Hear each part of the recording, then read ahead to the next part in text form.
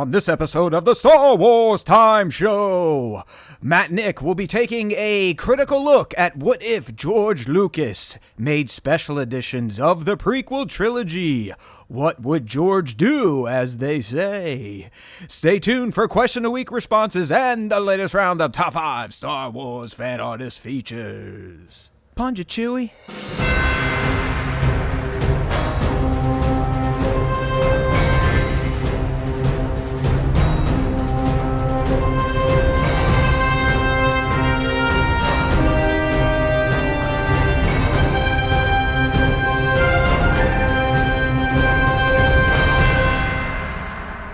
Hey now, everybody, welcome to the Star Wars Time Show. Welcome back, whatever you want to call it. We are here, we are pre-recording, and we're going to have a little bit of a, I don't know, what would you call it, kind of what-if type of fun today. We got a special topic. We're gonna sit here and kind of put our minds together, connect through the Force like the dyad that we are, and speculate what would George change if he were given the opportunity to do a special edition pass on the prequel trilogy, just like we know he did with the OT, the original trilogy. So that's the main topic today, of course. It's the Star Wars Time Show. We got plenty of other little segments to get through before we get there. We love keeping our fans involved, so we'll open with the Ask Us Anything. We got a little news ditty on what I find to be a pretty cool 50th anniversary celebration coming up in 2027 for Star Wars, A New Hope in particular. And then we'll do our thing. Prequel Special Edition. What would George change? And we'll have some clarifiers on that, because some of you are probably like, ooh, what are they going to say? What new scenes? What cutscenes? Nah, we're going to approach it the same way George approached the special editions of the original trilogy. Meaning he really wasn't trying to change the story. He was enhancing, VFX, sound, CGI fixes, things like that. Although I guess he did try to alter the story a bit in A New Hope. But, you and I have bitched and moaned about that and Jabba the Hutt and the tail scene enough. So we're going to kind of do that with the prequels here and have a little bit of fun. I know some of you think the prequels are perfect as is, and that's fine. But George is never happy with anything. He always wants to come back and make things look just the way they did in his mind. And I guarantee if he was younger and someone gave him the time and money, he probably would make a special edition pass on the prequels at this point in time. Because, like all things that age, fine wine, whatever you want to call it, they look a little off in some scenes in the year 2025. Right, Nick? Yeah. Right. Okay. Yeah, I mean, it's inevitable when you're diving into CGI very early on in the 2000s. You're going to get to a point to where it's like, doesn't matter how good it was in 1999. It's just going to look a little off later. The only movie that may be the exception to that is the original Jurassic Park. Yeah, It's funny watching some movies through the eyes of my 9-year-old these days, Nick, because, if it's not from the year 2015 and beyond, she's like, what is this shit? Like, look how bad that is. Dad, how did you watch this stuff when you were, well, we didn't know any better. That's what we had. I mean, that's what you got in the 80s and 90s. Very, very hard-looking special effects that definitely took you out of the world, but you didn't know any better back then, so it didn't really matter. But now, if you've seen what can be put on screen these days, and then you look back. We were just watching the Santa Claus. It's from '94, so when he like transitions into the big guy, it's just like literally like a scene cut. They can't even do it dynamically in camera. It's just like, oh, there, now Tim Allen has a fat suit on and white hair. So it's fun. All right. Well, let's quit wasting time, my friend. It's good to talk to you again, as always. If you're new here, Nick and I, we kind of have a rotating schedule for the SWTS. 1 week we'll do a pre-record, and the next week I'll do a live. But the best thing for you listeners out there, you fandos, you only have to worry about one day, and that's Wednesdays, 6 p. Eastern, as close as you can get. You need to tune in to youtube.com/Star Wars Time Show, at least for now. Like I said, we're kind of kicking a can down the street on a rebrand. We'll see where we go with all that next year. I don't have the capacity to think about it anymore. The year's ending, which means I'm ready to shut down and enjoy the holiday season. Indeed. Got some football, some college footballs. It was kind of a poo-poo weekend for me. Ohio State finally got exposed, but again, they lost to the number 2 team in the country that seems to be pretty legit, and they lost because of the refs and because their kicker is an asswipe, okay?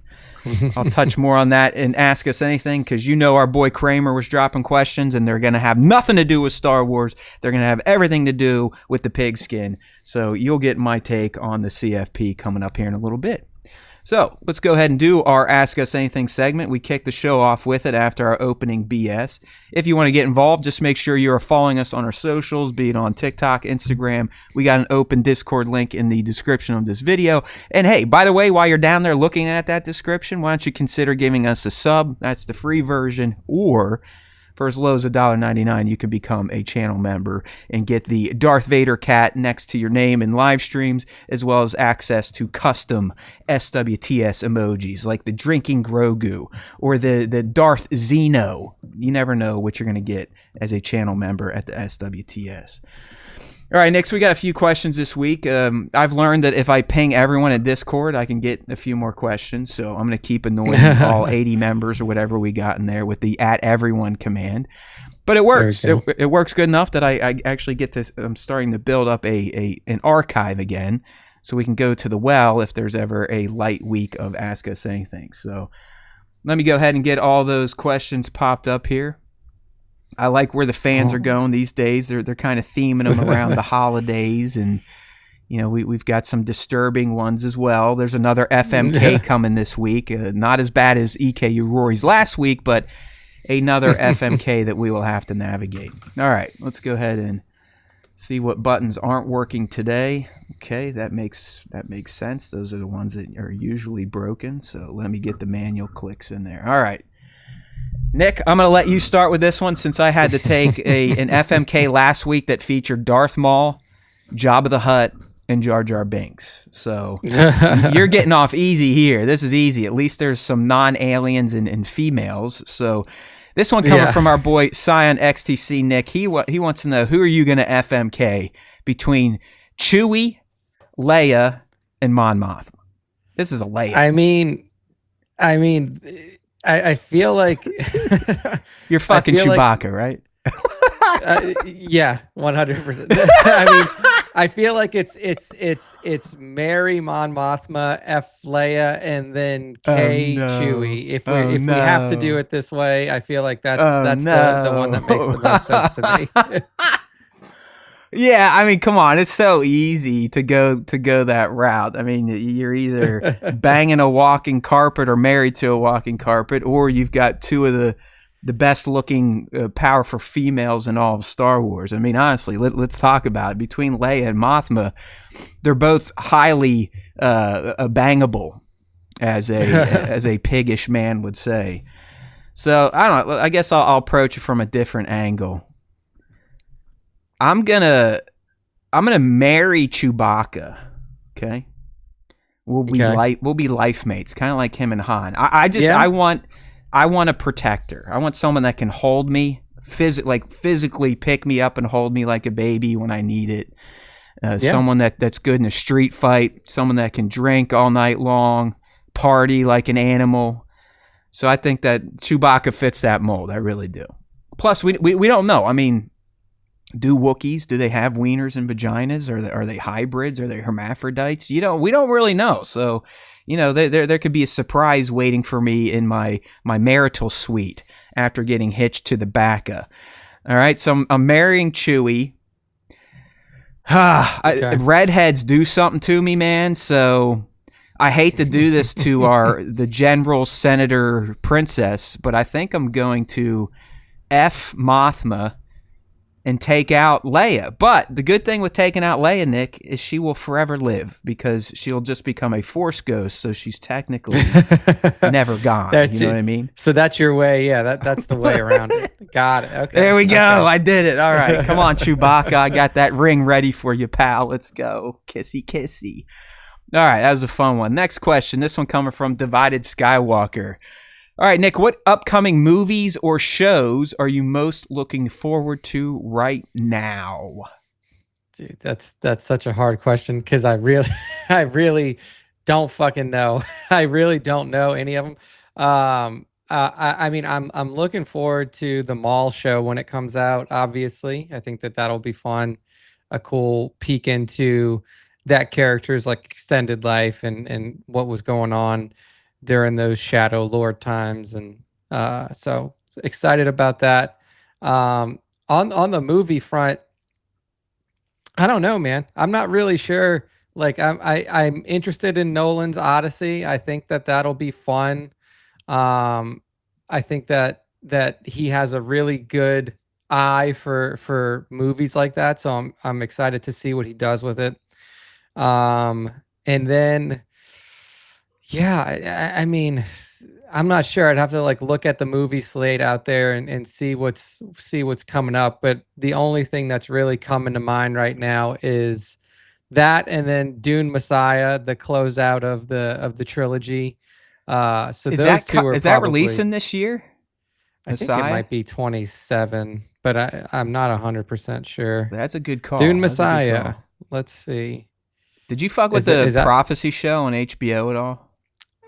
we watched like the first 35 minutes of the first episode and we're like, this shit's so slow. And so like just not it Got didn't it. really grab us right off the bat. So I was Got like, it. I'm not invested enough in this universe to watch it. Heard. All right. I guess show wise, I mean, I wouldn't say I'm super excited, but I've gotten so lackadaisical on keeping up on the hot shows. I usually come in either half season or wait till it's fully recorded. I mean, like, I'll be honest with you, I think Alien Earth is the first new show that I watched in real time in a long time in terms of Yeah. actually keeping on top of it. But I would say Fallout Season 2 coming up. I really like the first Hmm. season. I'm a big fan of the Fallout universe, so I'd go that. Movie, I mean, come on, this is an easy one. The kid and I, we just went and saw Zootopia 2, so all my movie needs are Mm. taken care of for the next 10 years. But in all honesty, they already have the big cardboard display for Mando and Grogu, so that was pretty cool to Mm. see in the theaters. I mean, it's been years, right, since we've seen anything Star Wars wise in a theater.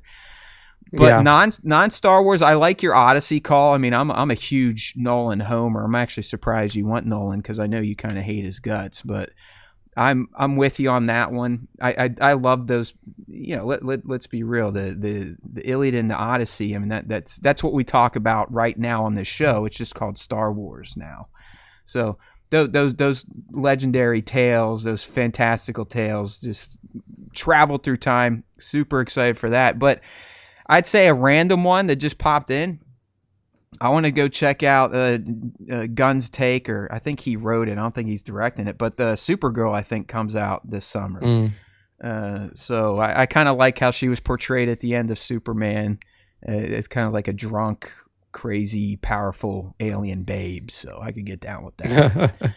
Yeah, yeah. All right. I'm sure that there's a ton of stuff on the 2026 slate, but yeah, I just haven't looked too far into it yet. Well, hopefully we But still have movies.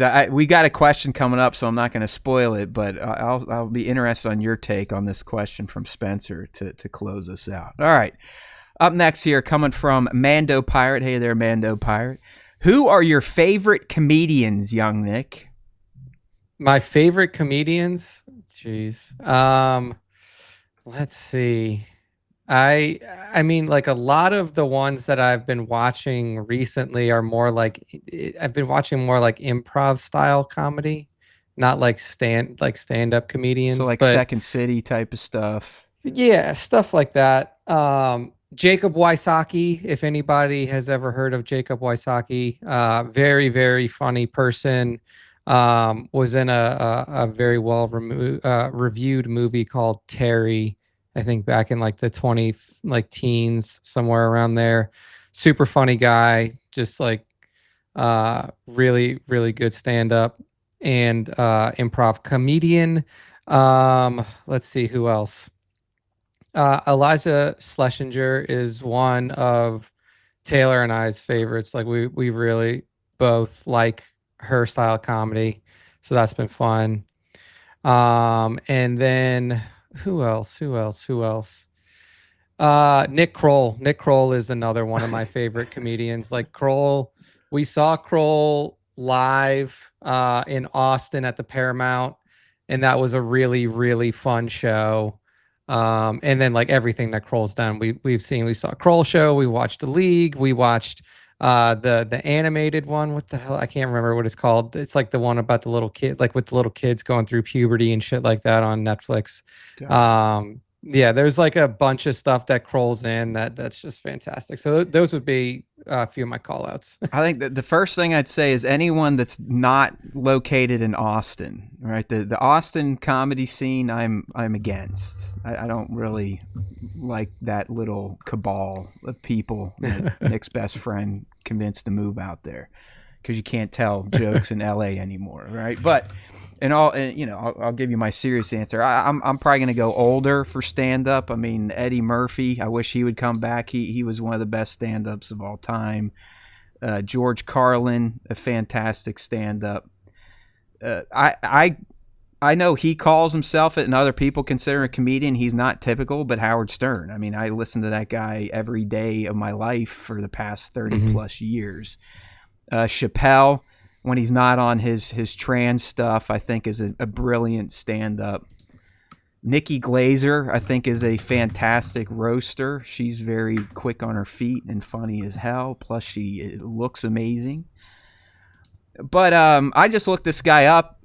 I've become a really big fan of Tim Robinson. He's just like so fucking weird and goofy, and the way he acts is kind of like how I am, like the yelling and stuff. But I'm watching the Chair Company on HBO with him. I watched Detroiters for the first time, and I think it's hilarious.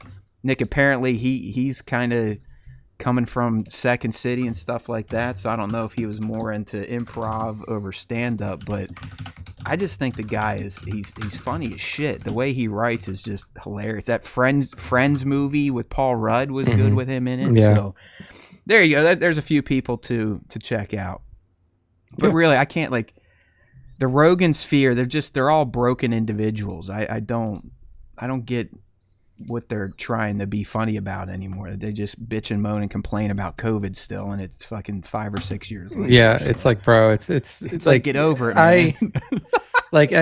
There was a point in time where I used to listen to the Rogan podcast, like before it went exclusive to Spotify, which is years ago, and like before, as everything has in our society now, before it became super political, and I found it to be like relatively interesting. I think that Joe Rogan is just basically like a sounding board for the intelligent people that he used to talk to, and like he didn't really form his own opinions. He just formed his opinions around whoever's sitting in front of him.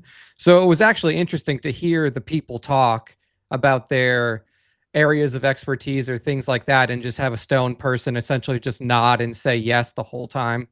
But then after like all the politics shit came into it, and like it just got like so hard to listen to, because it was just like then it turned into like just a room full of stoned people talking about shit that they have no idea about, right. and putting it out as fact. Yeah, exactly. Just a complete circle jerk waste of time. Take ivermectin for everything. Yeah. You know? Yeah, so there you go. I mean, I prefer my comedians to just be funny. You can be funny and do politics. I mean, it happens on SNL all the time. Just don't try to be a politician, comedian people. You know what I mean? All right, don't worry about the woke stuff. Just be funny. If you're funny, people will give you a pass. When you're not funny, they might question what you're saying. Okay, next question here.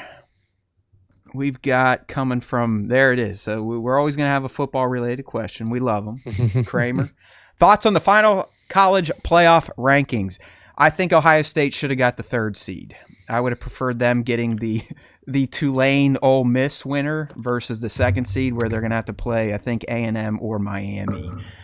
But the real story here is Alabama just getting completely greased by the committee and put in with a 3-loss record and getting blown out of their conference championship. I think that's a fucking crime. If you're gonna like slide in a big blue chip brand, just give it to fucking Notre Dame. Like, why Alabama? Fuck Alabama. Like, I do not get this. A 3-loss Ohio State would not get the same consideration. They're just as a big brand as Alabama. I mean, the SEC has to be paying the CFP committee at this point in time. So I think that was stupid. I don't watch too much college football, yes, so I'm I not wouldn't sure even on the rankings. But don't worry, you have a very particular one from Kramer, Yeah. so I was going to handle the college stuff. He goes on to say, in Ohio State having the first round bye despite not winning. Hey, Kramer, quit being a salty cunt, okay? That was their first loss of the season in a championship game to another undefeated team that was ranked number 2. They were going to get the first round bye regardless of a win or loss. Yeah. It was going to happen. And they lost by 3 points because their kicker's a fucking dipshit.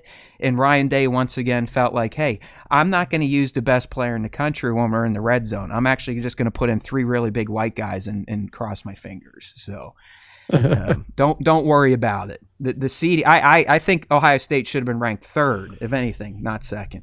Okay?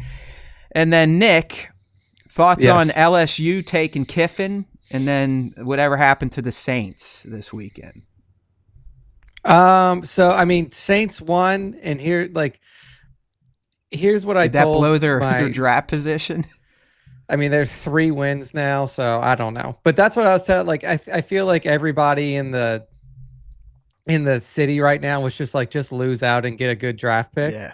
But, I mean, it's nice to see that they got a divisional win against the best team in the division, who is the Tampa Bay Buccaneers right now, which is weird to like our division just sucks. Like NFC South is just bad. Yeah, you usually put like a loser, like a literal loser into the playoffs because they won the division. Yeah, so not the strongest conference right now, but it is what it is. Strongest division, but it is what it is. I feel like the players, especially the young players, really needed that. Like it's it doesn't make sense to lose out and just get a high, maybe top 2 or 3 draft pick. Yeah, it does. But like it's a team in a rebuilding year with a new coaching staff, very young people at the helm on the quarterback side of things. So like getting a win like that is got to be nice for them. So totally fine. It is what it is. And then on the Lane Kiffin thing, I mean, like, here's the thing. It's not even about LSU for me, really. It's about the way that Kiffin and LSU handled it. Like, here's what I hope happens. I hope they lose immediately with Lane Kiffin because, like, Lane Kiffin is like, he's a guy who's never won anything in his life. Like, he's never like coached a team to a championship. He's never done anything as a head coach to really like deserve the amount of money that LSU threw at him, other than having like a good season this year with Ole Miss. And it's just so weird to me that like you would poach him at the point in the season where for LSU it's completely useless. Like what's the fucking point? Just wait till the off season and sign him, and then that way he can coach through. And he can coach through the playoffs and then help his team that he's been working with this entire year potentially win a national championship. Like it's that's the thing that pisses me off the most about it's portal stuff. Listen, I'm not going to I'm not defending Kiffin, but I believe Ole Miss told him to beat it and not coach. But I think the reason they have to do this is because the portal window and signing day was last week. So if you don't have a head coach, you're not signing your next class. College football is a little wonky right now. So, I mean, in terms of like these portals and when coaches can leave and when players can leave, everything's fucked up because now it happens right before the playoffs. And as Nick's saying, it screws the kids mostly. But even some of these coaches that I'm not saying Lane, but some coaches that do deserve promotions, they more or less have to leave their program. I'm lucky that Hartline's staying through the playoffs, but maybe I'm not, because their offense looked fucking terrible Saturday night, because Hartline is probably halfway thinking about USF right now. In fact, I saw fucking videos today from their social media where he's down in Florida. So how you coaching the Buckeyes, Hartline? Just give the play call back today and let's move on. All right. Yeah. So I don't know. I don't see this relationship between Lane Kiffin and LSU working out long term. I think that he's somebody who does well when there's no spotlight on him. And in Ole Miss, like that's the best school in the SEC spot to be at with no spotlight on you. Like Ole Miss has been middling for the last 10, 15 years, and they have like spikes of good seasons every now and then. But like, he's going to go to LSU. He's going to have a spotlight on everything that he does. Every crack that happens with him is going to be, blown up and elevated to a higher level than anywhere else. I just feel like it's not a good fit. It's not a good fit, but LSU will pay. That'll be the third coach that LSU is then paying after they fire him. Excellent. Because they're still paying Orgeron and they're now paying Brian Kelly, and they'll be paying Lane Kiffin after they fire his ass too. Gotta love the SEC. All right, fuck them. Big Ten for life. All right, this league's got a fun one here. When you mention one wheel, are you talking about that thing that your feet are hugging the wheel or the board? If it's the hugger, I've seen in action while riding my bicycle around NYC, and fuck, that shit is just nuts. League, it's the board version. So if you're on the live stream, it's the one on the left, the one that looks awesome. It's not the fucking unicycle thing that I've seen too, and they look ridiculous to me. When it comes down to it, these are all ridiculous. We all need to get the new Antic bike from One Wheel. That's like a 1970s mini bike, but one-wheel-ized, and it looks fucking awesome. It's got like the little fat tires. You got the little. It self-bounces, Nick. So you and I, we could just fucking ride wheelies all down Bourbon Street when we're down there for your celebration. So, yeah, everyone. Nick and I, we're going to start a GoFundMe for an Antic bike fund. We're going to need about $5,000. Okay, please, thank you. And we'll choreograph something at his celebration. Yeah, there we go. Okay, there we go. All right, last one here, and this is Nick. He's going to put his business hat on here. We'll try to keep it quick, but I'll start and then let you go. So Spencer's asking us, Nick, thoughts on Netflix possibly buying Warner Bros. When I first saw this, I was like, good, because I don't want the Ellisons to have it, because I know what the Ellisons are up to. I know where their politics lean. But the more I thought about it, Sarandos at Netflix literally wants theaters to die. And if he gets this deal passed through, I think he might finally succeed. I mean, Netflix more or less is the reason why theater attendance is down. Any of their movies they put in the theater for like a day, then it's right back on Netflix. So I don't know. It would also be a mega monopoly. You'd have the number one streamer and the number three streamer paired up now. My biggest worry is all this shit's going to be jacked because who's running the Fed and the wheeling and dealing they're willing to do anymore. You scratch my back, I'll scratch yours. So it's a bad situation all around. You either have people that want a surveillance state owning it or a guy that wants theaters to die owning it, Nick. So I don't know. I mean, it's fucked up either way. Yeah, I mean, it's a monopoly regardless of who it like. If CBS, because they own Paramount CBS too. I mean, Allison's already owned Paramount CBS. Yeah, so like, it's still a monopoly if CBS buys it anyway. Like, it's just I don't know. It's a nightmare for consumers. Let's just put it that way. Right. It's a nightmare. It's regardless of who gets it. It's going to be bad for the consumer because you're going to have price now. There's no pricing model that is going to be like beneficial to the consumer at all. So it really sucks. It really sucks all around. And honestly, I think that like David Zaslav should be prosecuted for essentially purposefully tanking this company and then selling it so he can make millions upon millions of dollars to whichever one of these buys it. Like that motherfucker needs to be sent to jail for like intentionally tanking a company that was at the time when he took over was the best streaming service on like available. And then he was able to single-handedly fuck that up. But renamed it six times and now it's back to HBO Max. Yeah. But you know the what? Second coming. He'll make millions of dollars. Sure. People will think It's that the he's a CEO genius. way, He'll get man. hired. He'll get hired somewhere else for millions of dollars.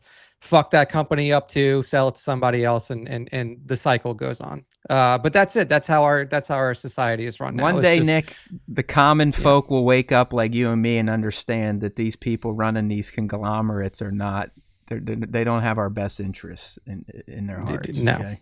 Not even close. All right. Well, there you go. That's this week's Ask Us Anything. Like I said, if you want to get involved, just make sure you're following us on our socials. Look for that prompt, so turn on those notifications and leave your questions. We will answer them. All right. So let's go ahead and change gears up a little bit here. I'm going to do one of those. Man, I really wish these buttons never broke, but hey, who cares, right? It's just a Star Wars time show. We need broken tech. So before we get into our special topic, which again is, prequel special editions, what would George Lucas change?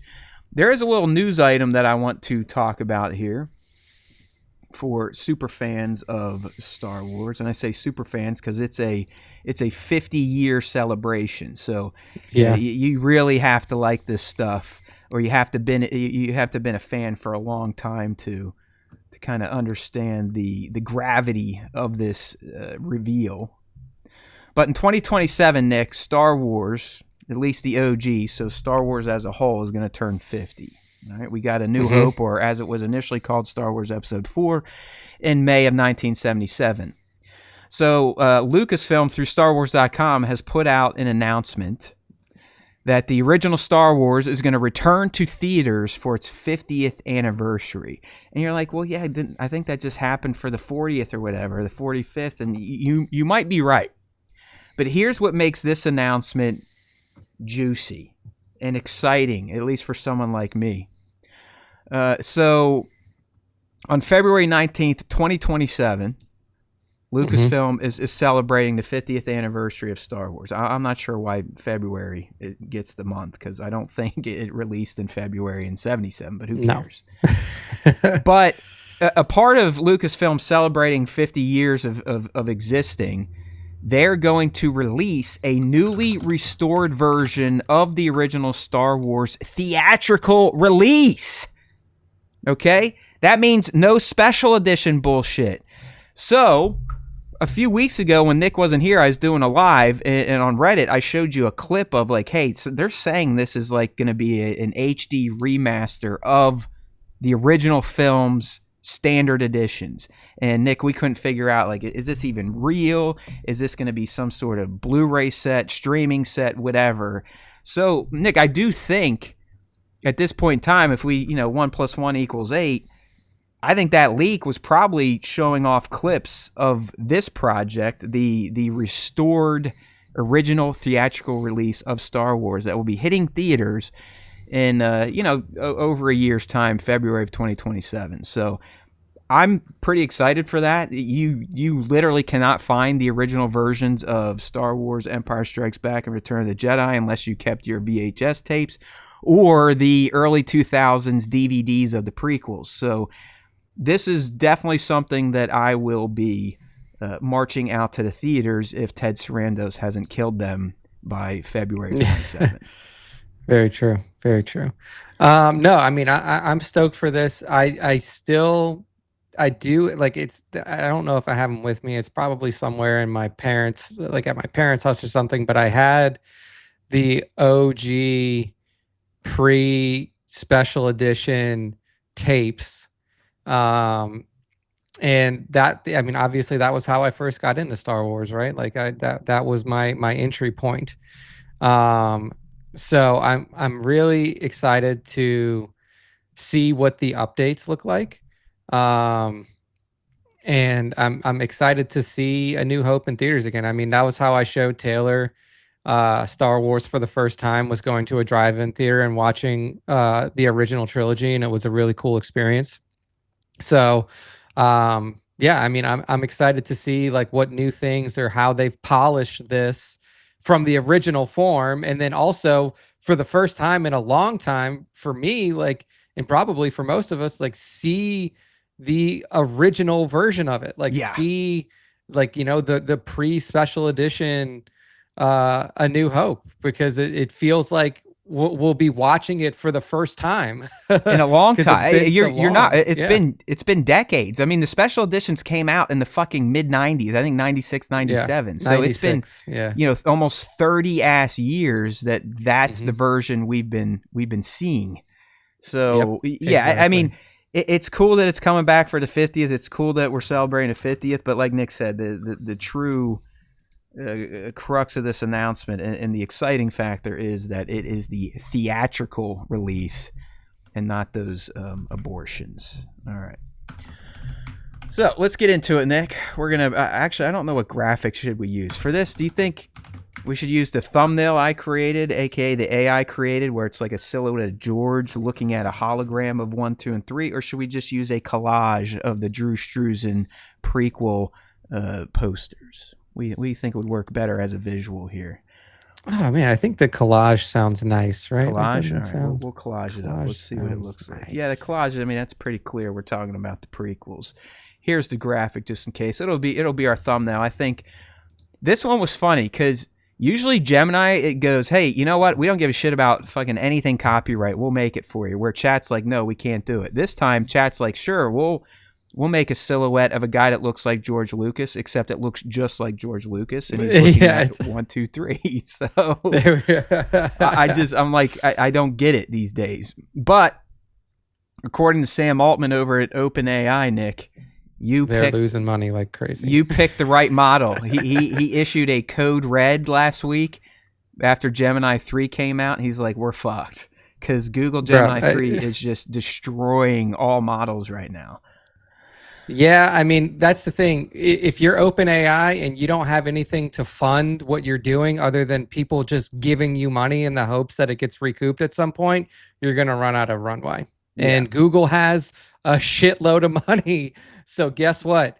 They don't need to be hands out all the time. They can just be like, oh, wait, we made $1 billion from our cloud infrastructure, or we made $1 billion from our search ad budgets and stuff like that. It's bumming me out, dude, because I've spent all my time with chat. That's what I've been paying for. I've developed a whole ecosystem and a process flow over there. But it's like, I mean, they'll sell like OpenAI will just sell to Microsoft or whoever, and then they'll be fine. Like that's what that's why they went from a nonprofit organization to a for-profit organization, because now they can sell themselves to whoever's going to give them the most money. It's and like I don't care about the company, Nick. I care about me and having to reset up my entire way of work. I would assume there's probably an easy way to port my ChatGPT projects with custom instructions over to Gemini. Who knows? We'll see. Probably. But Nano Banana Pro is like, come on, it'll do anything you ask it to. I don't know. I don't know. I fucked up. Anyways, we're not here to talk about AI because it's going to fucking kill us all. Anyways, I've changed my tune. We're all fucked. And I'm never going to blame the AI. I'm blaming the humans that are in charge of it right now because they've all lost their fucking minds. And what the governments around the world are doing aren't helping either, especially here, where literally the feds are about ready to start suing states if states try to do their own AI regulations. So much for the party of states' rights. It's funny how that tends to happen with those people. All right, so let's get down to it. And just let me preface this little segment we're about to get into. So again, what if George Lucas released prequel special editions? So you got to really take that verbatim. You gotta kind of look back at what George Lucas did with the special editions of the OT. It's not like he wildly altered the films. He was doctoring things up, some VFX cleanup, expanded CGI environments, adding new creatures here or there, different transitions, maybe a different establishing shot. Might it add like little teeny story clarifications, even if they sucked, like having Jabba the Hutt show up and confront Han in A New Hope. Pacing, continuity, those types of fixes. So that's the lens we kind of put this discussion under. It's not what Matt and Nick would do or what fans would want, although you prequel fans, you always tell me they're the most perfect movies, so I'm sure you don't want them changed either way. So we're going to go through each 3 movie of the prequel trilogy and kind of channel our inner maker, our inner Georgie boy, and just, what would he have tweaked in TPM or AOTC or ROTS? All right, so here we go, starting with the Phantom Menace. We got, like 5 to 6, 7 changes for each. We'll just riff through them, see what Nick says, and move on here. So, taking the Phantom Menace, which I still contend is the best prequel. I'll fight anyone over it. But so I think something, Nick, we can agree on that George definitely would want to start tweaking would be the Gungan droid battle at the end. It was loaded with CGI special effects. It was all computer generated. It does look a little fake and not real these Dated. days. So, more than likely, kind of like he did for the Battle of Yavin in the original trilogy, I could see him increasing the size of the Gungan armies, maybe, coming up with different types of shield technology or looking shields, sounding shields. Better droid deployment visuals, instead of just the one tank rolling up. Again, scale would probably increase. Like I said, there was during this battle, Nick. There's like this, almost like a digital sheen going on, where it kind of looks like shiny. You know what I mean? Yeah. It almost has like almost like a white clear layer over everything. It's like a where dream it just like hue, reflects, like a dream fuzz, a dream scene haze or something over it. So he'd probably try to clean that up, bring the clarity in, make it feel more realistic, not computer generated. And then, we could probably see him potentially adding in some new tactical beats by giving Gungan commanders other things to call out instead of just, "Hey, Jar Jar, you want the booba? Yeah, get to the booba. I got the booba." That type of shit. So just little, very brief interactions, a little more dialogue from some of the Gungan commanders like Tarpals, things like that. So what do you think? You think those are kind of what he'd do to that battle, or is there anything else you think he might tweak? More explosions, more vehicles? Yeah, I mean, I think that the biggest thing for me about that one is that it just felt relatively small scale for like what you were seeing, and like the weight that was put behind it when the movie was progressing to that point. So I do think it's just like bigger armies. And like you said, because essentially the whole thing was CGI on both sides of the battle, you could literally just like go in. Like you don't even have to worry about refilming anything. Like just AI prompted, bro. Just fucking prompt Nano Banana. Yeah, it will do it for you. So it's just super easy to do that, and it is one of those battles that should feel a little bit larger than what it was. So I agree with you on most of those points for sure. I think that probably what I would focus on too is like a little bit more of like a back and forth, because you essentially saw like the opening volley where it's just like a ton of laser bolts reflecting back off of the shields, and then you just get a few close-up shots of the Gungans doing crazy shit, and then it was over. So like maybe, like you said, a little bit more tactical stuff from both sides, maybe a little bit more of an initial push from the droids that like shakes the Gungan line, and then they kind of come back and make a you have like some Navy SEAL B1s that sneak around the back, a flanking maneuver. All right, so I think the Gungan battle definitely would be getting some repolish. So I think another area, and again, we saw him do this with Mos Eisley in A New Hope, but he would probably expand upon the Mos Espa, street markets, the streets there, probably add more aliens and droids in the background than Mos Espa. A wider establishing shot of the city, so it's not so tight. You can really see the full scope of it. Think what we've seen in shows like The Mandalorian or The Book of Boba Fett, where they really pull out and you can see Mos Espa or Mos Eisley in ways we've never seen before. Maybe adding in a little gag, a creature gag, kind of like George did with the Ronto and the Jawa and Mos Eisley in A New Hope, stuff like that. So just really minor background stuff, but just kind of fleshing out Mos Espa more and making it feel more lived in and a little more diverse, alien droid wise. Yeah, I think that's an easy one for him to take care of for sure. And like, and here's what we're saying too. We're not saying that these would be like good changes to make. We're not saying these are that George this is going to make the movie better. Yeah. We're just saying that this changes. is what George. Yeah, this is just what George would do. But yeah, I mean, like he's going to want to have a little bit more traffic in those, especially in the market scenes where they're walking through the market, and it seems relatively sparse. So dropping in some CG models of people like at the vendor stands or something like that seems like right up his alley. And then yeah, like some sort of gag where it's like, maybe similar to what happened with Sabalba when he like takes the Exactly. something like that. So just Yeah. adding some more of those like those little scenes in there, I think is where he would focus on for the Tatooine side of things for sure. Yeah, so the next spot he definitely would go. I mean, the guy has loved racing his entire life. He almost killed himself racing a car back when he was young. So he would definitely be tinkering with the pod race, and I could see maybe new camera angles, following different pods, because it really kind of just sticks with Anakin and Sabalba for most of the race. So maybe focusing on Ben Quadraneros or one of those guys a bit longer. Seeing more of the wrecks, maybe first person wreck footage, when the guy blows up in the tunnel, maybe see it from his perspective, things like that.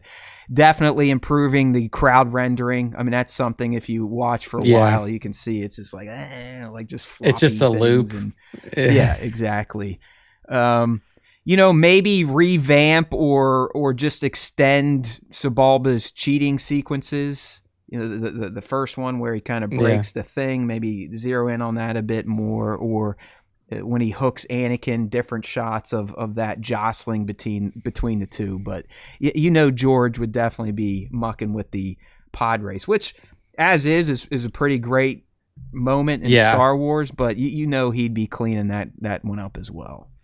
Yeah, and I think that like there was a little bit of stuff that he did. I mean, like between the theatrical and the DVD release. But yeah, I think that like this would essentially be like his like little playground for episode 1. I think this would be something that he would put a ton of focus on, probably bring in more like technological or like, like more of like a tech look at it, whether it be like a huge, jumbotron, like zoom ins, or like like you kind of said, like interesting camera angles, but almost like have like you could probably see like the camera droids like like flying through the exactly tracks with following the pods. pod racers. Yeah. So like you can get those, like you were saying, like those closer angles or something like that, like interesting shots, because it's like, oh, this is how we film it.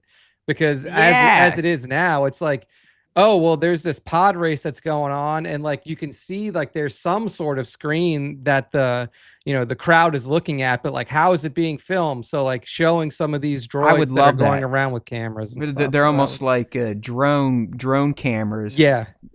Drone camera droids, if you will. That'd be so cool. Just seeing them zipping in and out, catching the angles and going POV through those. I like that, Nick. I think you should charge George for that one if he does make these. Okay.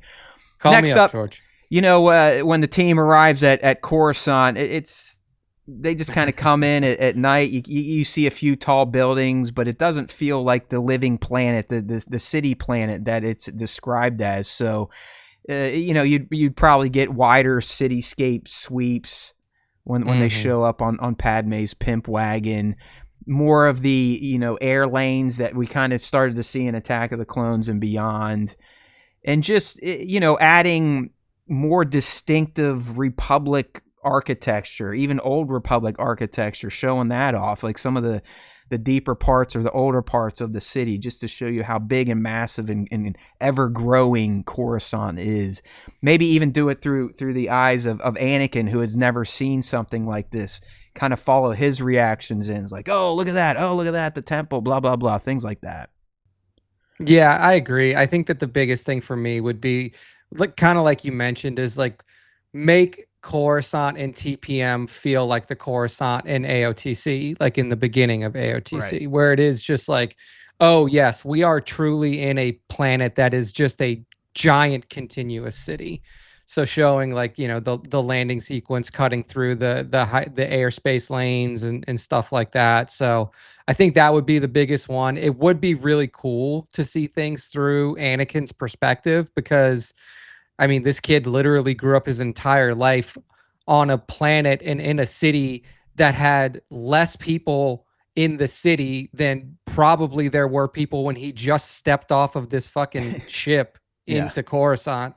And I think that would be the like a really cool lens to take through it. It's like seeing Anakin, like, you know, he's still a kid and like they're coming down and landing and he's like looking through the windows at like, oh my God, like look at this look at the buildings, like look at, you know, like how a kid would be when you find, he should have been going insane. I mean, he was a slave boy on a desert planet. Like, come on, you show up on Coruscant, his head should be exploding. So exactly. All right.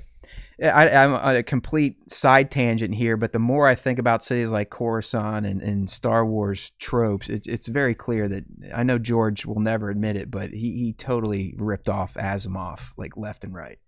The more I read Foundation and knowing when he wrote those, you know, in the early 50s and whatnot, Trantor was literally a living. Trantor is Coruscant. Coruscant is Trantor. I mean, it's dead nuts on. They even essentially have the Force, Nick, like the Mentalics, the Mule. I mean, they can mind control. They can levitate objects. Like, come on, George. You know, taking inspiration from. I mean, let's be real. He borrowed heavily from Asimov and who wrote Dune? Frank. Frank Herbert? Is it Frank Herbert? Frank Herbert. Okay. Frank Herbert. Yeah, I mean, it's but whatever. It's all good stuff. I love it. We love you, George. Okay, here's another one. We got 3 more to talk about TPM, then we'll move on to Attack of the Clones. But Jar Jar animations. I mean, as cutting edge as that was for 1999, and he still looks pretty good all these years later. But just like George did with Jabba the Hutt and that bullshit he did in A New Hope and kept kind of smoothing him over, he would make a few passes at Jar Jar, you know, work on the lip syncing, try to really perfect that, fix the skin texturing, and not make it look so fake, make it actually look more real and rubbery, and just, you know, kind of add some nuance to the facial animations that we got, especially in serious types of scenes. So I think Jar Jar would be enhanced, not deleted or changed, but all the CGI aspects of him would be fine-tuned. Yeah, I agree. And I think that he would probably take the time to do that to the rest of the like the Gungans as well. Like, especially once they get down into the Gungan city, I imagine that would get a huge visual upgrade, and all of the other Gungans that you interact with at that time would also like be visually upgraded as well. But yeah, I mean, ultimately, looking at Jar Jar now and knowing that this movie came out in 1999, it is pretty impressive how good that animation is. But yeah, if you're going to, you know, approach a remaster or a special edition of TPM, I think that Jar Jar and the Gungans would probably get a huge upgrade just in terms of like visual fidelity. For sure. Their clothes, if anything, because that was probably the thing that was most difficult for them back then. The animators was making digital cloth behave appropriately through the laws of physics. Okay, I think another, you know, part of the movie or location he could clean up would be the Jedi Council chamber scenes. You know, kind of add a little more atmospheric lighting. If you remember, it's just always either really bright or kind of dark. It's almost like they didn't have lights in the chamber. They just used whatever ambient light was coming in through the skies at Coruscant. Probably detail out and add richer Coruscant skylines to those windows. I mean, it was, again, pretty plain. You'd see a few black dots and some structures in the background.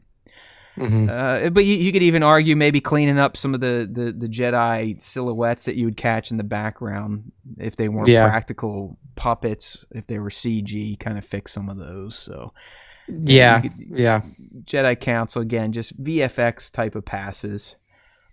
I think get rid of Mace Windu being a dickhead to Anakin. You could maybe do that as well. Yeah, I think with TPM, like the biggest ones to me, like if we're speaking about like Jedi Council type of stuff, is like just cleaning up the already redone CGI on Yoda and Yaddle, like just making those characters a little bit more. No, you don't want puppet Yoda, man. Crack face Yoda. You know, it was. I remember seeing it in the theaters, and I was like, "Wow, they really made Yoda look." When I first saw him, and they didn't say who it was. I didn't even think that was Yoda. I was like, oh, that's a different That's that guy. Yoda person. Like That's Yoda's meth addicted cousin. Yeah, but obviously George saw the error of his ways there, and he's like, you know what? I'm just gonna CGI this dude. We can't keep this guy. Yeah, just clean up the CGI. I think that, like you were mentioning, the skyline, it would probably be something similar to what they did in Bespin when they had they redid kind of the Bespin skyline to make it seem a little bit more updated at that time. So probably similar changes that were made there, and then yeah, like there were definitely some things in there that looked a little wonky. So just like a cleaning pass almost on the council chambers for sure. All right, and this last one, so a 7th edit, and this one I would love because it deals with my man, but just kind of maybe adding a bit more Maul. Not big dialogue scenes, but kind of like Maul watching his prey, tracking his prey type of scenes. Maybe get more shots of those probe droids and how they were kind of tagging and following Qui-Gon and Padme and Anakin. Maybe get more Maul reaction shots when he's fighting Qui-Gon both times, either in the desert duel or in the Duel of the Fates. And just providing a stronger sense of Maul's just burning desire to hunt and track down these Jedi. Especially when the Jedi get away from Tatooine. Maybe get him somehow scanning or looking up ship routes, something, so he knows where they're going and kind of follows them back to Naboo. But any more Maul you could kind of slip in there that doesn't blow away the character and make him talky Maul that we got in Clone Wars, but just a few more shots of that mysterious character that was introduced in this film. Yeah, and also redub the one line that he has and just have Sam come in and say the line. Like, honestly, I can't even remember who did the voice because it's not Ray. No. So somebody else did the voice line for that. But just have Sam come in, re-record that line. Would take literally he could record it on his fucking phone. At last we will have revenge. So do that. That's a good call. Yeah, just fully Whitworm. Hell, just fucking delete drunk ass Ray and do a full CG Maul CGI character. Oh man, poor Ray. I didn't mean to say that. I didn't mean we're not gonna bang on a man when he has substance abuse problems, but yeah, he's struggling. But you know what? Like the job that he did, the physical acting that he did on Maul is incredible. I take that back, Ray. I take it back. So yeah, but yeah, I mean, I agree. A little bit more Maul, knowing that he becomes a much bigger character through the animated series and things like that. For sure. All right, so there we go. That's what we think George would do to the Phantom Menace. So let's go ahead and move into Attack of the Clones. Again, we've got 7 potential areas that we think George would tweak or tinker. And the easy one, and it's Nick's favorite scene from Attack of the Clones, the Geonosian battle. And we're just thinking, let's make it even messier. Expand that. We need more Jedi just sitting there fighting nothing and going blah, blah, blah, blah, blah, blah, and winging their swords around. But in all seriousness, again, it wouldn't just be those sloppy shots we saw. All that would be improved too. So we need more Jedi in the arena. We need wider shots of the clones arriving. I would like that, where you kind of see it from the point of view of the clones approaching the arena, and Yoda's ship kind of dives down and circles the troops. That would have been cool. Maybe adding to the droid factory shenanigans that were going on. And, maybe a few more creatures get loose. Instead of just having the Acklay, the Reek, and the Nexu, after all hell breaks loose, the other Geonosian creatures or other creatures that the Geonosians have for the arena get out and kind of muck with everyone. So just making it even crazier, but a controlled crazy.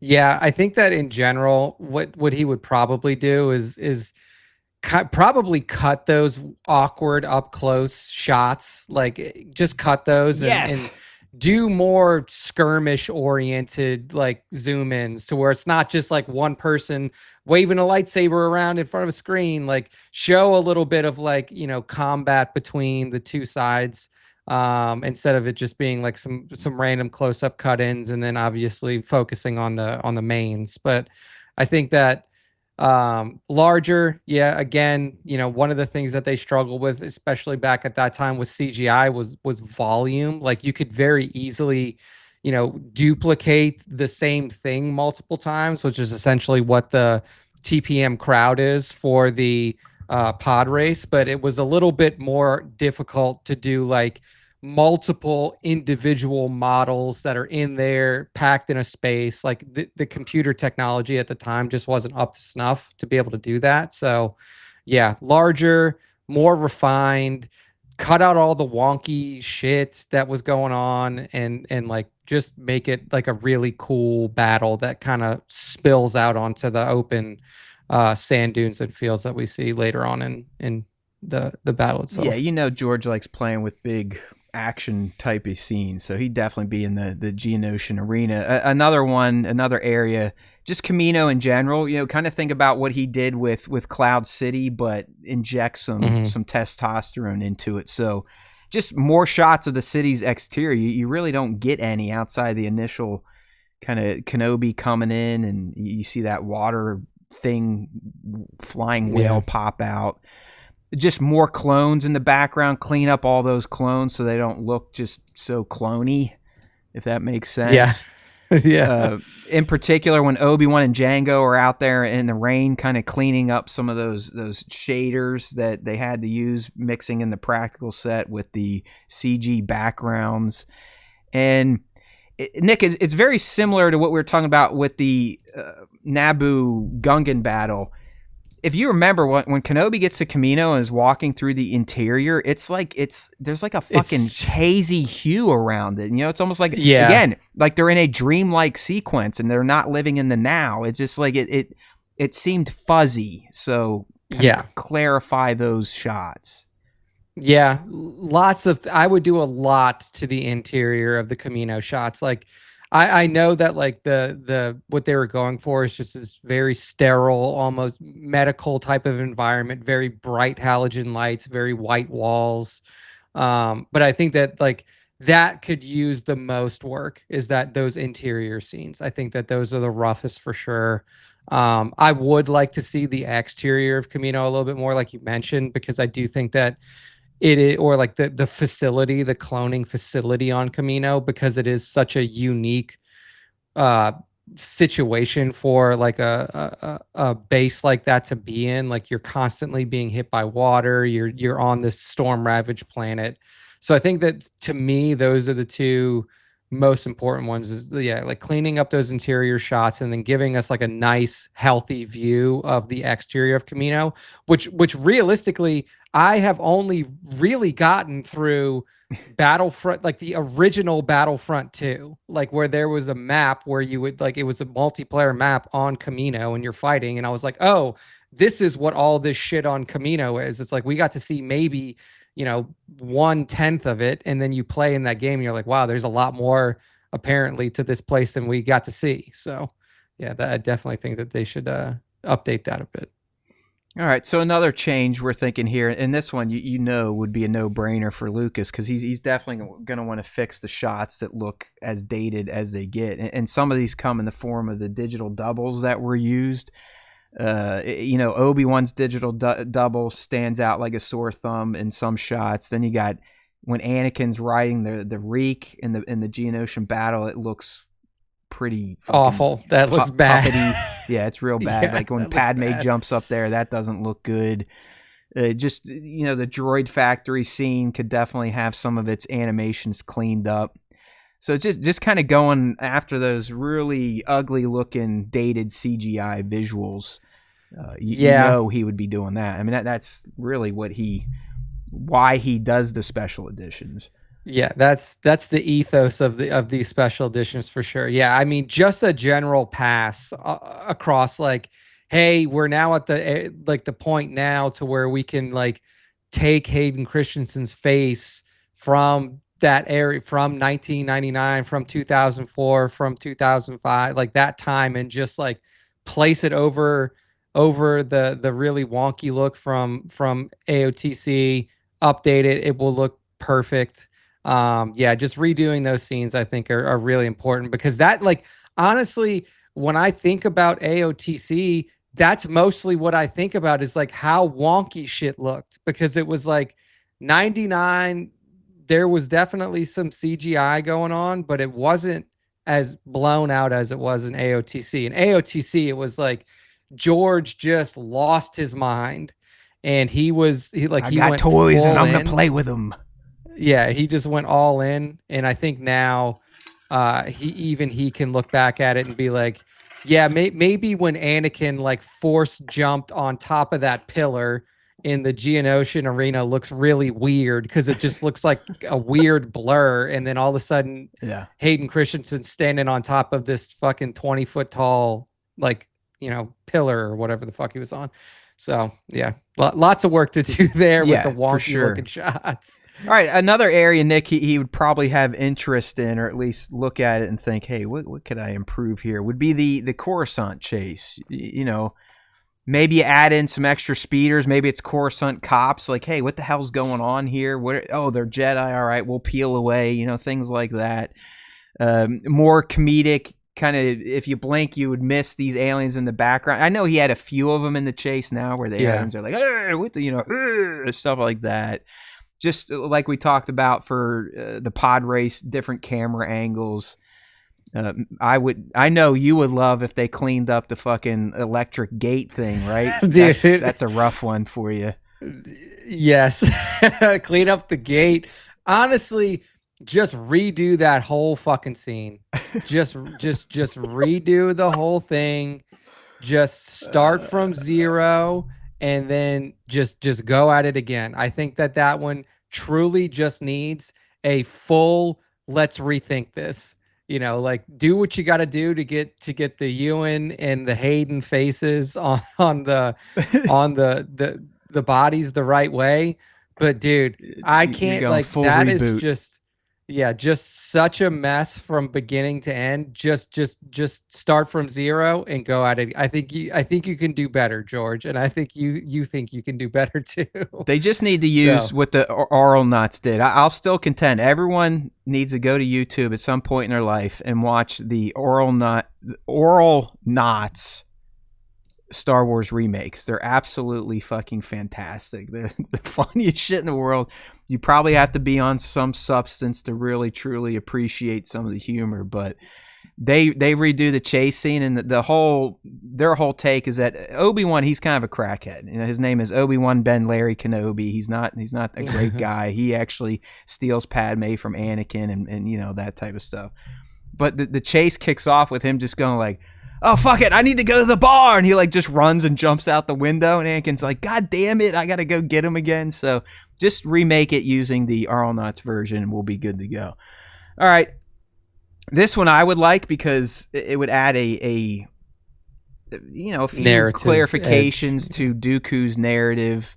I know it's been helped through Tales of the Jedi. He's been fleshed out and he's become a better character through that. But hey, why not just do it in the movie where he's introduced? So maybe George slides in a scene of Dooku just kind of sitting back watching the Jedi when they show up, kind of gauging their presence and the way they're fighting in the arena before he comes out and reveals himself to start fighting up there with Mace Windu.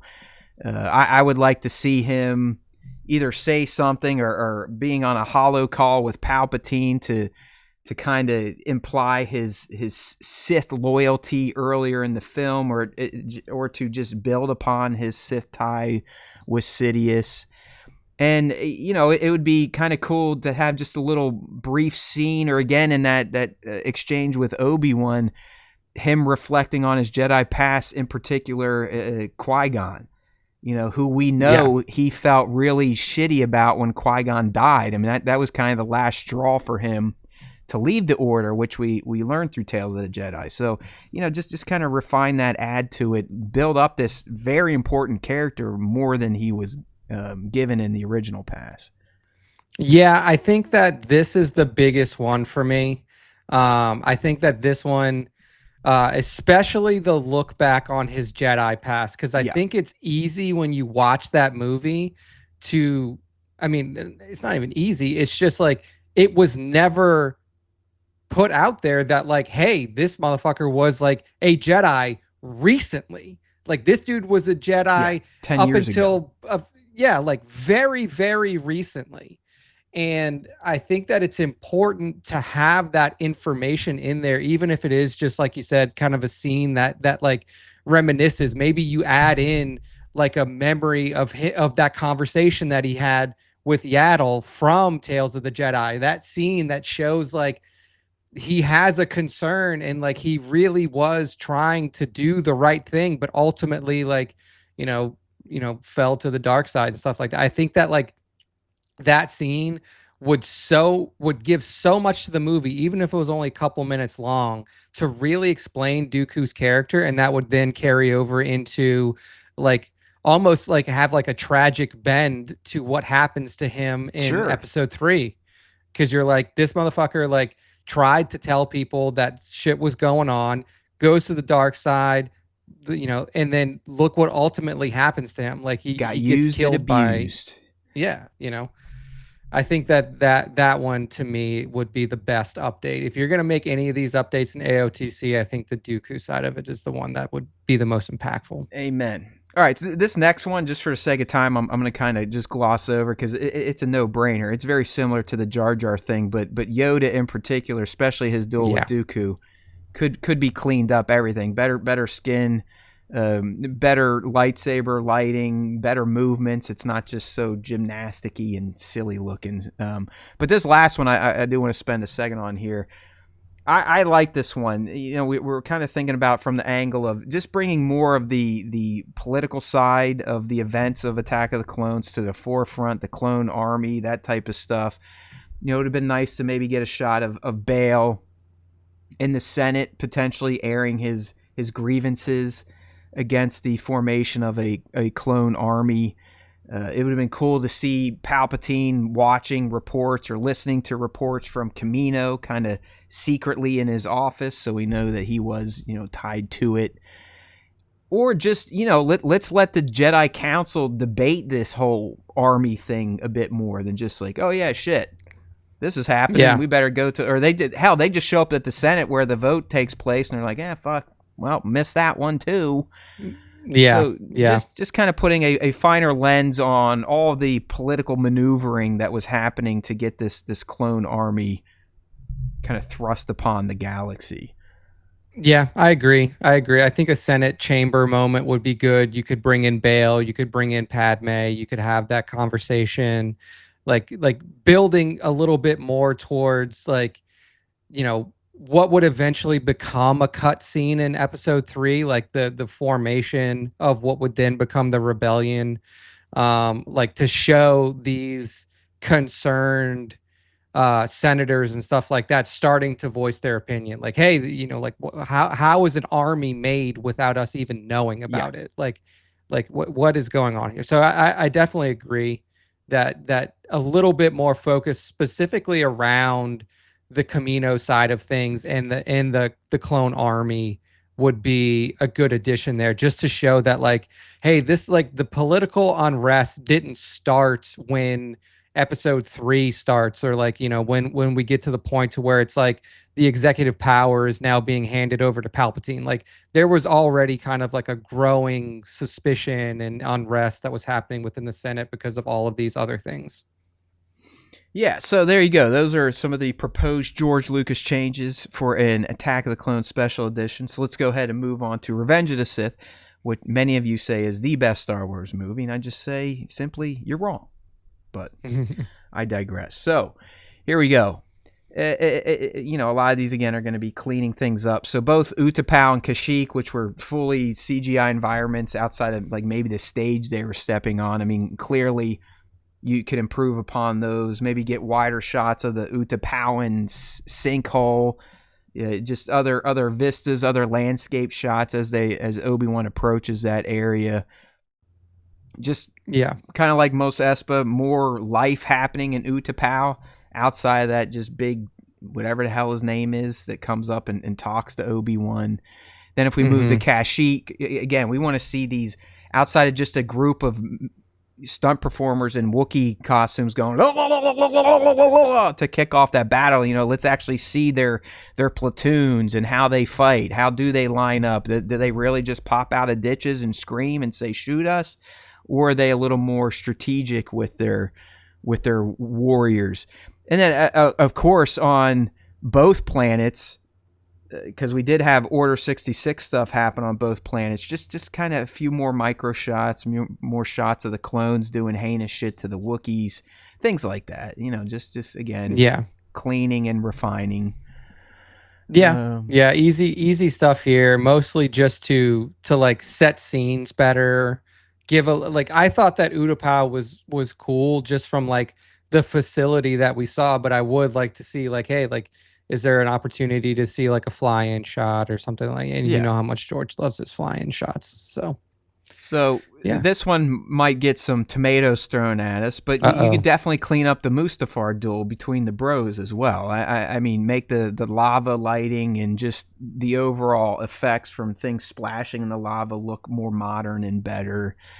Maybe get a few more close-ups of the warriors fighting instead of just... He really doesn't get tight during the fight, if you think about it, you know? Like, really get up on the face of Anakin or really get up on the face of Obi-Wan or right up on the face of both of them. Just see how emotionally taxing this battle is between your former brother. Just more environmental destruction. I mean, they essentially broke an entire refinement plant, and outside of just one thing falling down, I mean, that's all that really happened. Yeah. Where was the explosion of that tower ripping apart? You know, things like that. And maybe even an alt take on the high ground. I don't know, a different angle to make it not look as silly. Take out the grunt that Anakin uses. I don't know. Nick, I'd love to say just do what you were supposed to do. But when we do the Nick Gillard cut. Yeah, but as Gillard revealed, even though they planned for that, they showed up that day to shoot that, George would just walk on set and be like, hey, guess what? We're changing. So unless they could take B-roll or like stunt room footage, they couldn't even give us the alt high ground, which would have been, I believe, Anakin either force choking Obi-Wan in the air. Whatever. He had Obi-Wan basically beat. Obi-Wan was disarmed, but what Obi-Wan was going to do was he was going to pull his saber with the Force, and in one fell swoop, as the saber's coming through, he was going to legs and arm to get himself out of Anakin's clutches. I think the biggest thing for me in this particular scene is the conversation where they're like floating on those two things on the lava river. Like, get rid of all the talking. Just either cut it or make that significantly better. I think that the duel itself is obviously engaging. In my opinion, the Jedi are evil. Maybe have Hayden re-record some lines. Let him get another chance. Like, let's actually try to deliver lines from the Chosen One to where it's not meant for 8-year-olds to just be like, that's cool. Like, I want to still be able to watch that scene when I'm in my 40s and 50s and be like, that's not a guy acting for kids. That's a guy acting just to act. Exactly. Everything from the moment Obi-Wan walks off of Padme's ship until I hate you. It just anytime Hayden in particular speaks, it's off. It's just not. Yeah, it's tough. Not good. The emotions are wrong. The delivery's wrong. I don't think you can fix that with George's usual special edition wand, though. You know what I mean? No, that requires a little bit more pulling. But yeah, I think that overall, just like a nice visual cleanup on the Mustafar side of things, and then obviously maybe, you know, if we can get some line rereads here and there, just maybe cut those things out. This next one is an easy one because we know the scenes exist, and he did enough work to include them on on the DVD for, you know, the extras or whatnot. But I think one that you almost have to add in, especially now with Rogue One and how Mon Mothma's been fleshed out, Bail's been given a little more meat. But you got to bring back in Padme's or the delegation of 2000 or whatever, where they're meeting about the systems that are anti what's happening. They want to wrestle back the emergency powers from Palpatine before he can fully take control. So that would give us more Mon Mothma. I mean, really, she needs that scene added back in if you consider how impactful she becomes down the road now, thanks to Andor and, slightly Rogue One. So I think more Mon Mothma would be a boon to Revenge of the Sith. And then, maybe a scene or some little explainer on how Palpatine really did just corral the Senate. It went from potentially a scene of this delegation of 2000 to, yay, this is how liberty dies, with thunderous applause. I mean, just like he just fucking shows up, says, hey, I got fucked up, I look like shit, I'm God. And they're all like, yeah. Like that's all he had to do. There wasn't any wheeling and dealing behind the scenes. Yeah, I mean, I think that overall, like, one of the big complaints that we had about that the general public had about the prequel trilogy was the political side of it. But I think it was just because it was like, there's politics here, but it's not even really explained well. Like, if you made the changes that we were talking about for AOTC, where you get a little bit more political commentary from the Bail side of things, from Padme, and then you also add these scenes back in, now you're building a narrative. You're actually showing the political side of it in a more meaningful fashion. Like, oh, like, this wasn't just like a power grab and Palpatine comes in and it's like, boom, I got it. Like, there were people working against this. And like, this was something that was noticed as far back as like early AOTC, and there was already this kind of concern that was building, and then you see it build up throughout AOTC into episode 3, and then you're like, okay, like, they tried to do what they could, but then it ultimately just didn't pan out. So I think that those are, definitely good calls there. All right, so moving on to another one here, just giving Grievous a little more screen time. I mean, so much was made about him, and he's definitely fleshed out in the Clone Wars, but if you think about it, he only gets time in Revenge of the Sith, and it's not a lot. It's kind of silly, like literally type of villain shit. So it maybe expand or enhance the wheel bike chase. I would like to see him fuck up some clone troopers when they show up on Utapau and kind of surprise them. Just kind of make them more like we saw them in the Clone Wars. Mm-hmm. Yeah, I think so. I think that there's an opportunity. I mean, like, he was one of the coolest characters in the movies, and there's like multiple different ways you can do it. Like, we'll get down to another one in a couple of bullet points here, but I think that like Grievous essentially just coming in and being like, oh yeah, I'm the big, I'm like a new big bad, gets out of the ship battle, and then all of a sudden the next time you see him, he's just like chasing Obi-Wan through Utapau and then gets his heart exploded by a gun. Like, I think they definitely could have done a little bit more with him. He gets kind of doofused there in that film. This one, honestly, I think it would be light touches, but George, he likes big, he likes space battles, so I could see him tinkering with the opening. And I think both Nick and I can agree the opening of Revenge of the Sith is pretty good. It definitely lasts a bit too long when they land on the invisible hand, but the opening of them and their ETAs or their Jedi starfighters is pretty cool. Some of the dialogue, sure, maybe we just cut it or tweak it. Yeah. But I do think a cool enhancement to the battle, Nick, could be just giving us new angles when Anakin does take over the invisible hand and he is trying to safely crash it. Let's get a few more shots from the exterior and see how he's maneuvering that hulking space cruiser, especially when it splits in half, things like that. What did that look like from the outside, instead of just seeing it from the bridge and seeing Palpatine in the back, like making little movements like ooh ah ooh ah ooh, ah, ooh ah. Yeah, I think that like some like you said, kind of like a light pass over the exterior battle, like when you're still in space and stuff like that. I think that generally that does hold up pretty well, even though it came out 20 years ago. You can fix like some of the explosion particles, crap, like little stuff. Little stuff. I think the big one for me is definitely the battle scene in the the chamber between Dooku and Anakin and Obi. I think that one is like there's some really wonky CGI stuff happening there. I think that they're easy. Well, especially when he pulls the platform down on Obi-Wan like that. I know that looks terrible. Yeah, that looks terrible, and do you need can clearly see the CGI double too. So yeah, CGI double on Dooku could be cleaned up pretty easily, I would imagine. Sorry, we do a very professional recording session here. My kid just showed up and she's like, "Hey, Dad."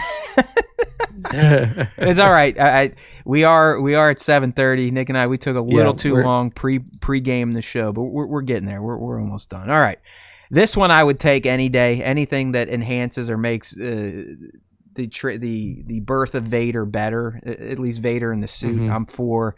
I would like to see the medical droids physically working on Anakin, not just the fast cuts where they're now his legs are there. I want to see them really torturing that poor man and screwing the legs in and soldering the arm in.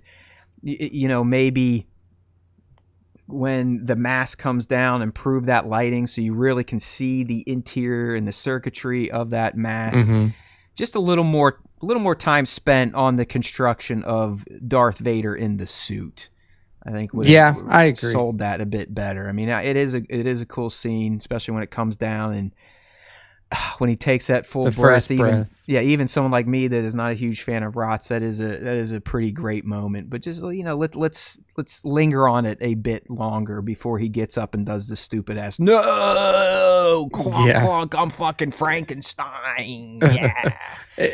And there's definitely a little of that CGI haze in that scene too. Of course, so you can, do a pass there, and he tries to justify it by like having actual smoke and shit coming up from the lab that Vader's in, but no, it just doesn't. Something's off. It feels like a dream sequence. Okay, we got two more here, and then we'll close out with the fan segment.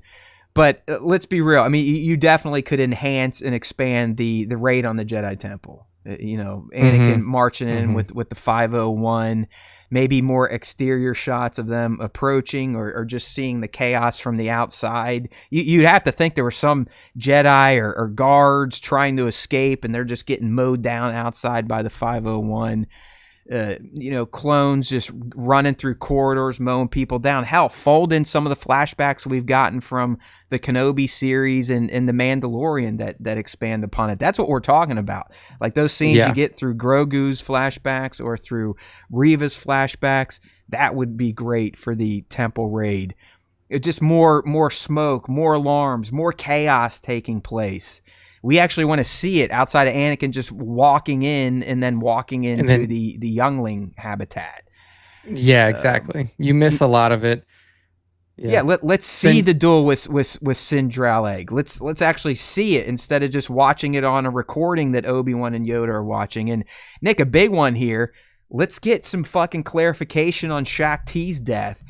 Was it Anakin? Was it Grievous? I don't know. How about we just show it now during the raid of the temple? So I would love these. Agree. I mean, this would just enhance that so much more than what it is now. Because as cool as that scene is, it's literally the song, the march up the steps, and then that's pretty much it. Yep.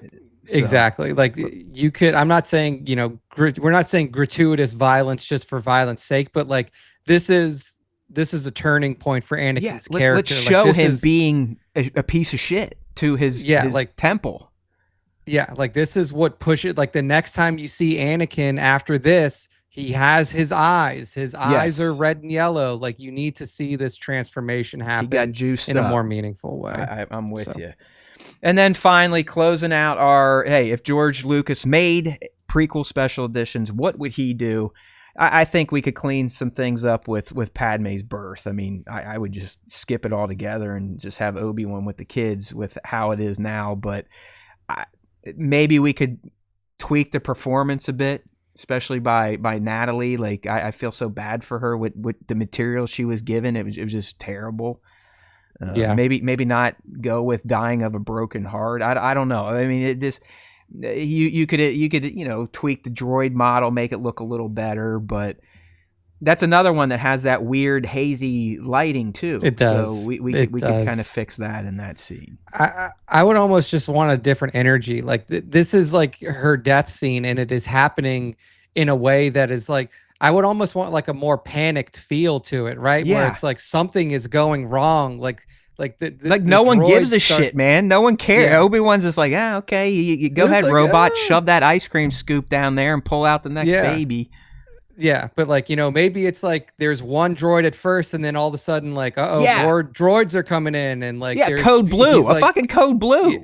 Yeah, something. They're just like, fuck it. They literally, every one of them should be arrested. That was on that Pol Moss or whatever it was, because they just like, oh, Padme's dying. Fuck, who cares? We can't help her. Yeah. She's dying of a broken heart. It's like, oh, okay, Oh, man. all right. Oh man. So we'll see, man. We'll see. But I doubt that we'll ever get the. No. I mean, come on. Yeah, we'll never get these. First off, this would actually require George to have access to his toys again, which is never going to happen. True. But hey, it was fun to talk about. And we still have a note.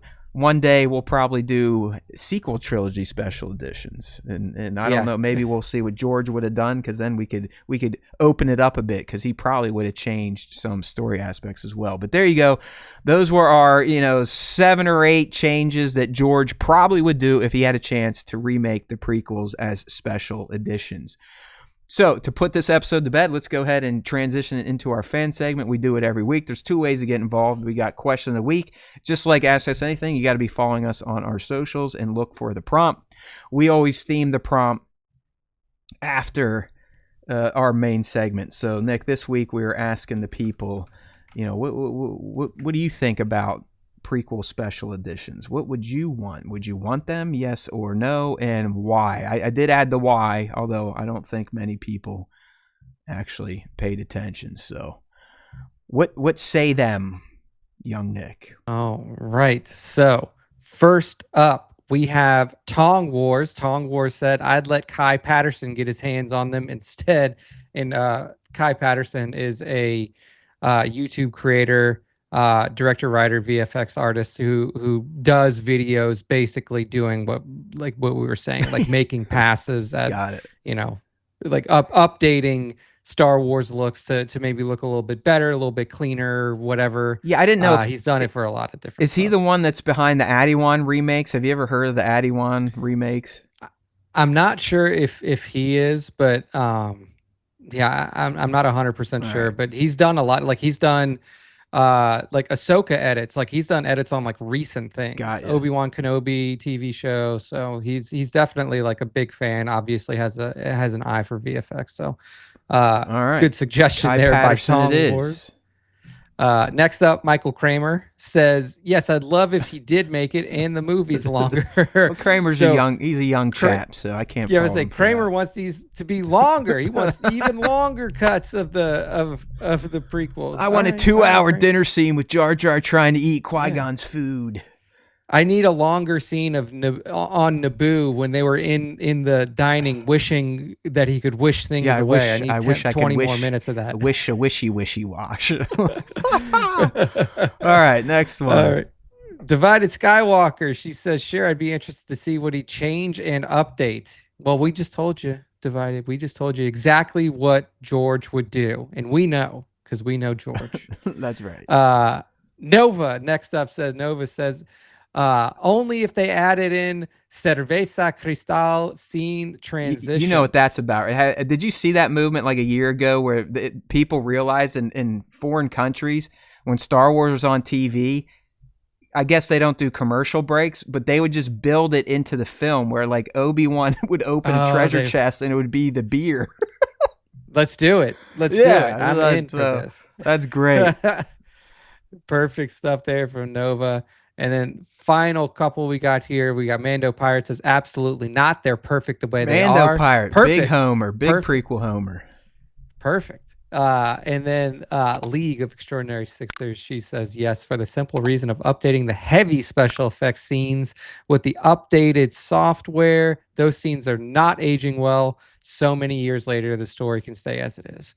So yeah, kind of like we were saying, just do a nice clean visual update pass across those 3 movies, and then maybe give us a little bit more context here and there where it comes in. But that is it for the question of the week. Thank you to everybody who participated. So make sure if you want to get involved, join our Discord channel. We take some responses from there as well. So if you want to join, the link is in our Instagram bio, open link. Make sure to hop in there. We have a good group of people always talking about Star Wars or any other cool properties that may be live and happening at the moment. We're now going to transition into the top 5 Star Wars fan artist features of the week.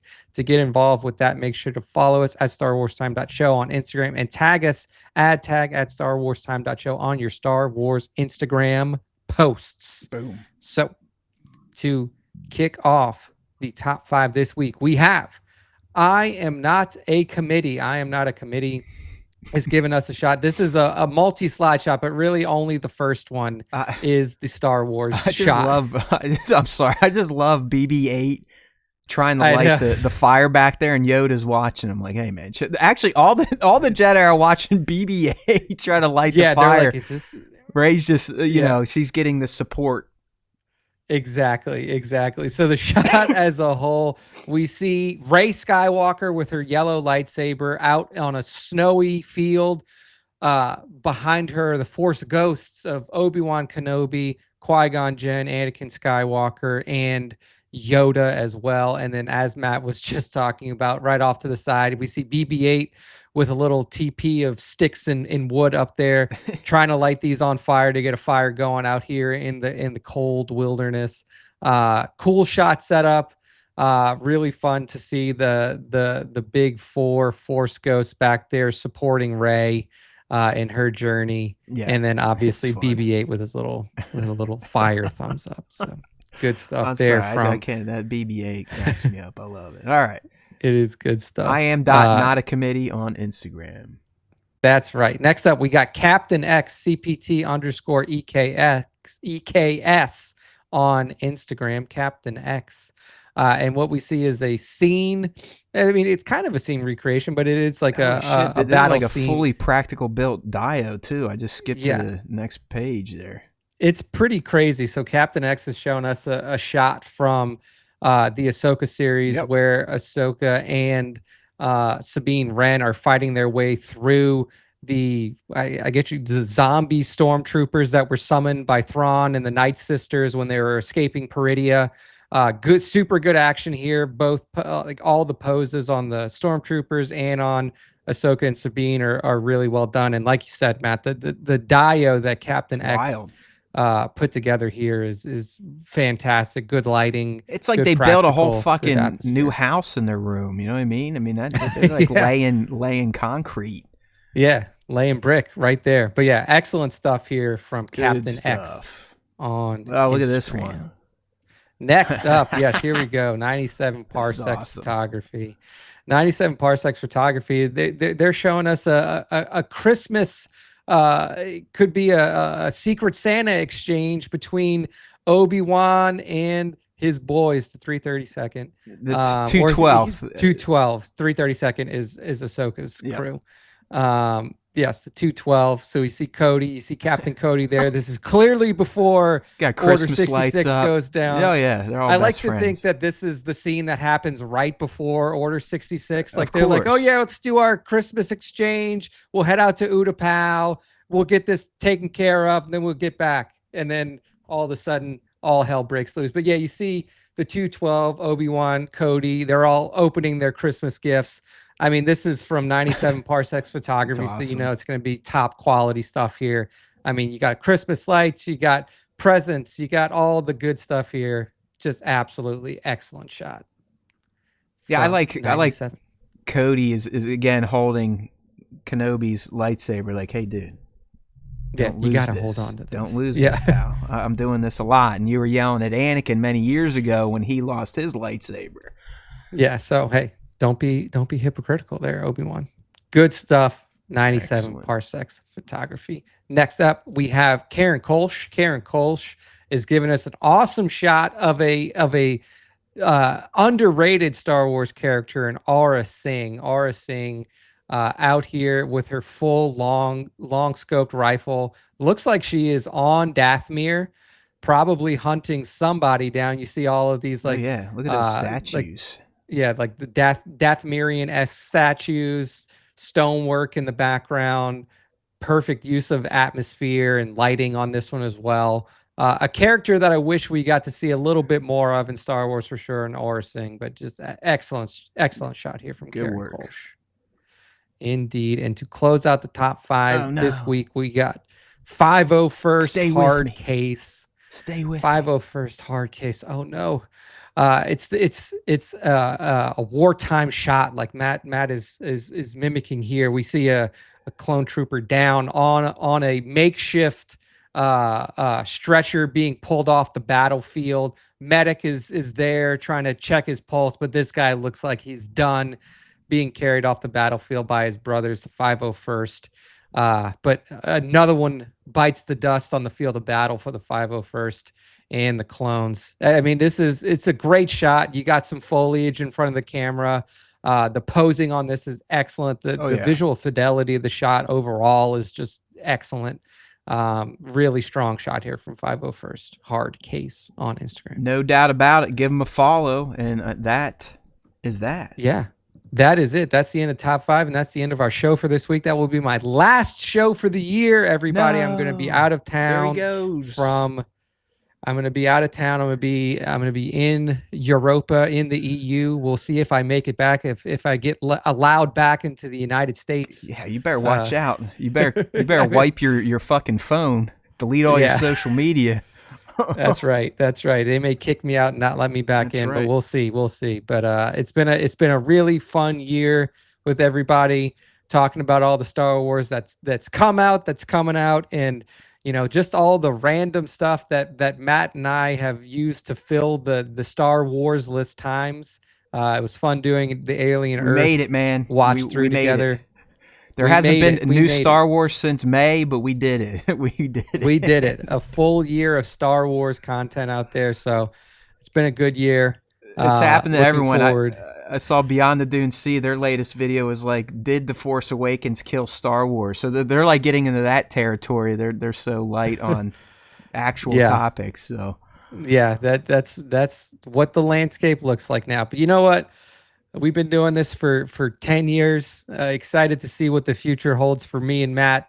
But hey, for this episode, go ahead and close us out, Matt. This is it. All right, young Nick, it's been real. Another season of the Star Wars Time Show. We'll put it to bed. Fear not, fans. I'll be doing one more show by myself, probably next Wednesday live, and that'll be it. I don't know if I really feel like doing this stuff during the holidays, so we'll definitely be taking 2 weeks off. So don't expect a full show the week of the 22nd or the week of the 29th. We'll have clips. We already have clips coming at you left and right every day, so you can kind of reminisce and relive moments from SWTS 2025. But it's been real. As Nick said, there's always time for Star Wars time. And if you fools and you lovely people, if you listen to us, if you watch our content, if you share our content, love it, like it, subscribe to it, the Force will be with you always.